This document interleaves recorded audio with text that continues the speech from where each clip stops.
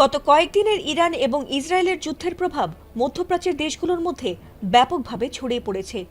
রাত নামলেই মিসাইলের আতঙ্কে বাংকারে আশ্রয় নিচ্ছে ইসরায়েলের মানুষ। প্রতিটি রাতে যেন ইরানের মিসাইলের তাণ্ডব দেখছে তেল আবিব।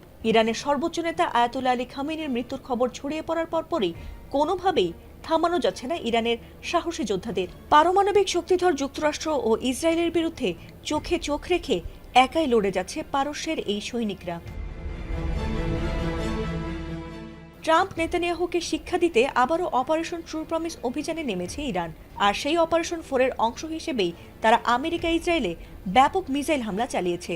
আর তাদের সেই নজর কেবল স্থলে আকাশপথেই নয়, বরং সাগর পথেও। কোনো সাগর পথেই যেন ইরানিদের হাত থেকে নজর এড়িয়ে রেহাই পাচ্ছে না আমেরিকা ইসরায়েল। তাদের জাহাজ দেখা মাত্রই নির্ভুল নিশানায় মিসাইল দিয়ে উড়িয়ে দিচ্ছে ইরানের ইসলামী বিপ্লবী গার্ড বাহিনী। শুধু তাই নয়, ইরানের সঙ্গে চ্যালেঞ্জ নিতে গিয়ে একের পর এক মার্কিন সেনা নিহত হচ্ছে সাগর পথে।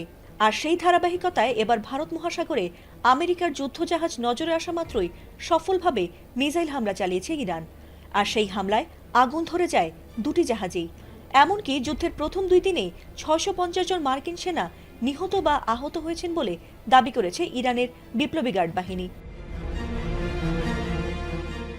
মধ্যপ্রাচ্য জুড়ে অবস্থিত মার্কিন ঘাঁটি ও যুদ্ধজাহাজ লক্ষ্য করে চালানো হামলায় হতাহতের এই ঘটনা ঘটেছে বলে জানিয়েছে ইরানের বিপ্লবী গার্ড বাহিনী।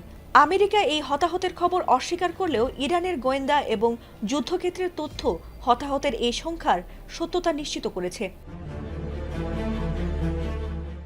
এ নিয়ে আইআরজিসির মুখপাত্র ব্রিগেডিয়ার জেনারেল আলী মোহাম্মদ নাইয়েনি বলেছেন, বাহরাইনে মার্কিন নৌবাহিনীর সদর দপ্তর এবং যুদ্ধজাহাজে মিসাইল ও ড্রোন হামলার পর ইরানের উপকূল থেকে প্রায় 300 কিলোমিটার দূরের ইউএসএস আব্রাহাম লিঙ্কন রণতরী লক্ষ্য করে 4টি ক্রুজ মিসাইল নিক্ষেপ করেছে ইরানের নৌবাহিনী।